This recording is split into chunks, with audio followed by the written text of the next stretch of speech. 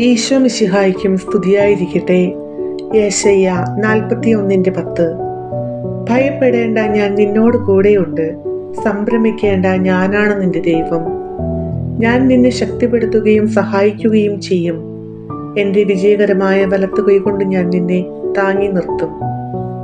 ഈ വചനത്തിൽ ദൈവം ശക്തമായി പ്രഖ്യാപിക്കുന്നത് ഭയത്തിൻ്റെയും നിരാശയുടെയും ഇടയിൽ പോലും അവിടുത്തെ സാന്നിധ്യം നമ്മെ വിട്ടേക്കില്ല എന്നതാണ്.